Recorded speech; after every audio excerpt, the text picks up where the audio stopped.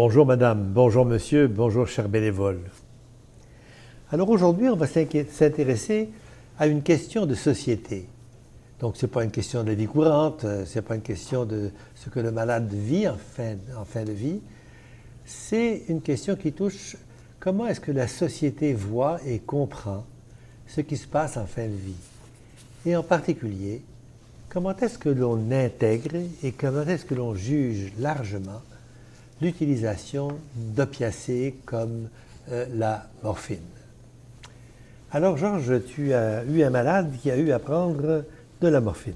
Oui, en fait, j'accompagne une madame à la maison et elle souffre de douleurs au ventre du côté droit.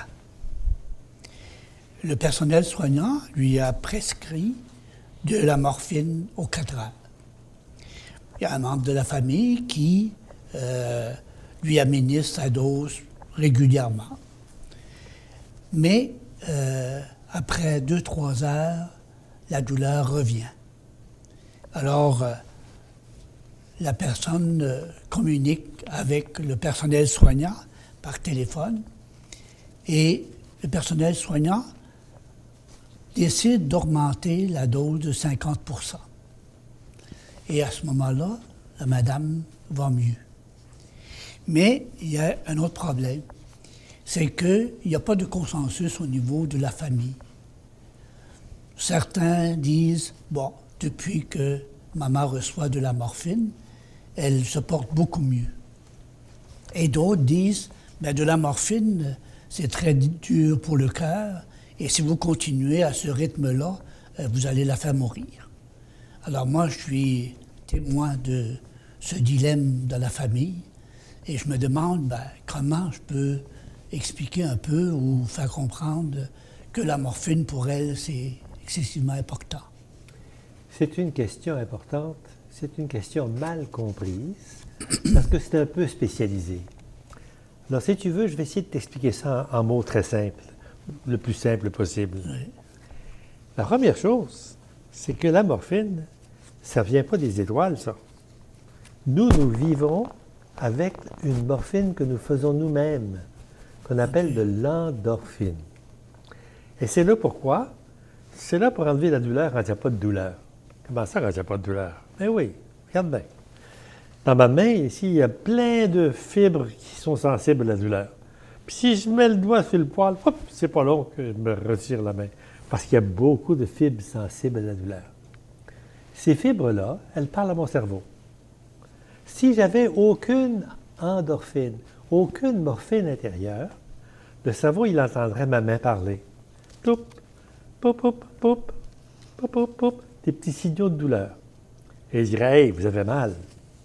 Mais le cerveau, il sait que ce n'est pas de la vraie douleur. Ça fait juste pour dire que le système, il fonctionne, puis il envoie un petit signal pour dire aussi qu'il est bien on, puis qu'il marche bien. Alors, le cerveau, il fait un peu d'endorphine, qui est une morphine endogène. Okay. Et puis, en augmentant un peu d'endorphine, il n'y a plus de douleur.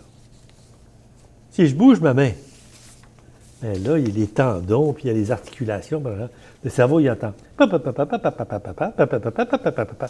c'est pas de la douleur. Ça, c'est parce que le système, il marche plus, il augmente les endorphines. Il n'y a plus de douleur. Si je cours tous les samedis, bien là, je tape sur mes orteils, je tape sur mes talons, je tape sur mes genoux, je tape sur mes chevilles. Et c'est la meilleure façon d'augmenter les endorphines. Puis les gars qui courent, bien, il y a les endorphines très hautes. Okay. Et il n'a pas de douleur. Pourtant, le cerveau, il entend. Mais il compense. Puis si je mets le doigt sur le poil, le cerveau, il entend. Là, il n'y a rien à faire. Il n'est pas capable de faire assez d'endorphines pour enlever la douleur. Ce que ça nous montre, c'est que des endorphines, on en fait toutes. Puis on en a de plus en plus quand on bouge plus. Puis de moins en moins quand on ne bouge pas. Puis là, tu comprends que quelqu'un qui ne bouge plus parce qu'il est dans un lit, puis qui ne mange plus parce qu'il n'a plus faim, puis il est en fin de vie, tu le tournes dans son lit et il grimace de douleur. Pourquoi il a mal? Parce que le petit tip du mouvement, il n'est pas effacé par les endorphines et il n'a plus. Alors, qu'est-ce qu'on va faire? On va lui donner un petit peu de morphine avant de le bouger pour monter son endorphine au niveau normal. L'endorphine vient remplacer l'endorphine. OK. Et ça. Donc, la morphine, ce n'est pas une réalité qu'on n'a jamais connue. Elle fait partie de notre vie depuis toujours. Et on en fait tous, puis on en fait plus quand on est sportif.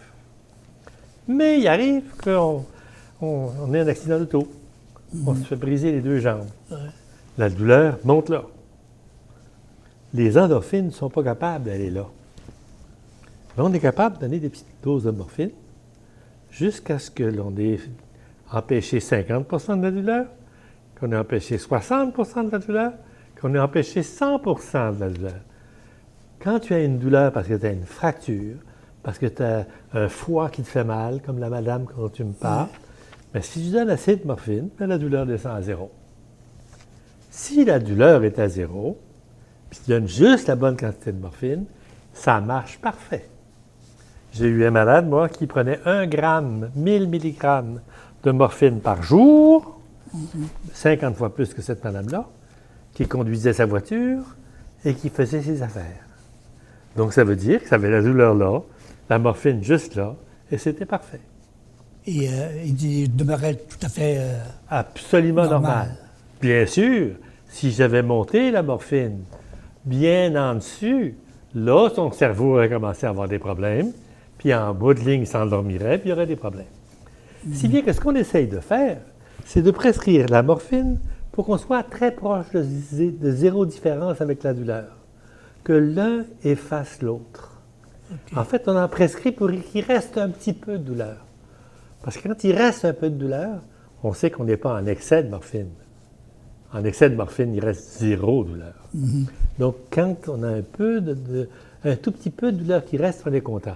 Ça veut dire quand même qu'il faut observer pendant quand même un certain temps pour pouvoir ajuster le niveau de douleur. Bien oui. Ajuster le médicament à la douleur. Voilà, la famille, ce qu'elle va faire, c'est qu'elle va prendre un petit cahier. Elle va dire à 10 heures, j'ai donné 2,5 mg. Okay. Puis 4 heures plus tard, un autre 2,5 mg. Puis là, tu additionnes dans ta journée, puis tu vois qu'il a pris 10 mg dans la journée, puis c'est parfait. Okay. Puis que le malade va bien, tu sais que tu es quelque part là. Si tu te mettais à donner 25 mg, là, le malade aurait des problèmes. On pourrait même le tuer. On peut tuer un malade avec n'importe quoi, y compris avec de la morphine, mais avec de l'eau, puis toutes sortes d'autres médicaments. Ce qu'on essaye de faire, c'est ça. Donc, la morphine bien prescrite, elle permet au malade de ne pas avoir à vivre la prison de la douleur. Parce que quand tu as mal, tu te roules en boule dans ton lit, tu tires le drap sur ta tête, puis tu arrêtes de communiquer avec tout le monde. Au fond, ce que l'on essaie de faire, c'est de titrer la douleur avec la bonne dose de morphine. Puis au début, ça prend un peu de temps. Ça prend 2-3 jours avant de trouver la bonne dose. Mais une fois qu'on a trouvé la bonne dose, eh bien, le malade, il va bien et on a restauré sa communication, son confort, sa vie. Il est lui-même. En aucun cas, c'est mauvais pour le cœur. En aucun cas, ça va raccourcir sa vie. En aucun cas, ça va le rendre déconnecté, à moins qu'on lui en donne trop. Okay. Alors ici, la question, c'est est-ce qu'on a une équipe de soignants qui connaît bien ça? Mais en général, oui. Surtout en soins palliatifs, parce que c'est beaucoup de gens qui ont besoin de ça. Et on comprend que la morphine qu'on lui donne, c'est pour 2 choses. C'est pour enlever la douleur qui est due à la maladie, et c'est pour remplacer les endorphines déficientes. Alors, tu ne seras pas surpris qu'en toute fin de vie, on soit obligé d'augmenter un peu la morphine. Okay. Parce que les endorphines descendent. La somme morphine et endorphine demeure la même, mais il y a de plus en plus d'extérieur, de moins en moins d'intérieur, parce que notre capacité de faire les endorphines diminue. Donc, une famille qui a compris ça, là, devrait quand même être pas mal moins inquiète. Qu'est-ce que tu penses que le bénévole peut faire pour la famille? Mais c'est sûr qu'à ce moment-là, plus on est bien informé, plus on peut rassurer la famille. Sur la question. Sur la question. Oui. On peut aussi leur dire, lorsque l'infirmière va venir, par exemple, ou le médecin va venir à la maison, de prendre le temps de discuter avec eux sur la morphine, un peu comme on vient de faire. Bon, cette information-là, Oui, tu penses que ça peut lui être utile? ben, c'est ça. Ben oui, mais moi aussi, je pense. Oui. Puis, ben, je me demande aussi, est-ce que si on donne le bon dosage, comme vous venez de dire, à ce moment-là, normalement, la personne devrait avoir peut-être un peu de douleur, mais quand même une douleur tolérable, et que ça n'affectera pas son cerveau pour la rendre Voilà. complètement perdue, là. Voilà. Mais suppose que pour une raison ou pour une autre, la dose de morphine qu'on lui a donnée, elle ne disparaît pas aux 4 heures. OK. Parce que le système qui la dégrade ne marche plus. Qu'elle, maintenant, c'est aux 8 heures. Avec la même dose, maintenant, elle en a trop. OK. Donc, c'est pas forcément parce qu'on lui a donné trop de morphine.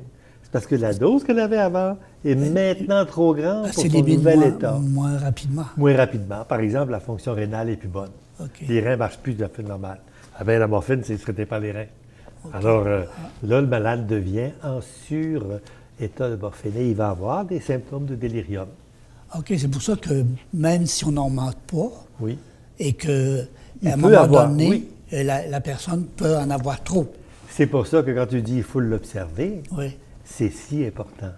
On voit apparaître des surdoses de morphine quand le malade ne peut plus tolérer la dose qu'il tolérait avant. C'est un peu compliqué, puis c'est pour ça qu'on a des soignants spécialisés. Puis c'est pas le bénévole qui doit faire ça. Non. Mais le bénévole qui sait que le malade était normal, puis maintenant, là, quand il mange sa soupe, il graisse avec sa cuillère en l'air sans penser à la manger, ça peut être un signe qu'il commence à avoir une surdose, ça.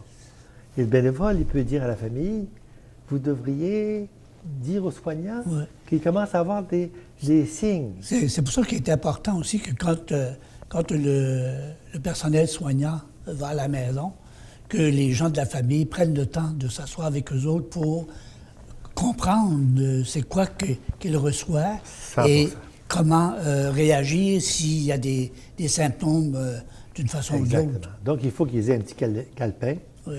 qui dise quelle dose ils ont donné, à quelle heure, jour après jour, et à côté, est-ce qu'il y a des symptômes. OK. Puis si les symptômes, c'est de la douleur, c'est des symptômes qui disent qu'il n'y a pas assez de morphine. OK. Puis si les symptômes, c'est qu'il dort tout le temps, qu'il Là, commence ça à... C'est des symptômes qu'il y en a trop. Et puis c'est pas parce qu'on a forcément changé les doses. Non, non.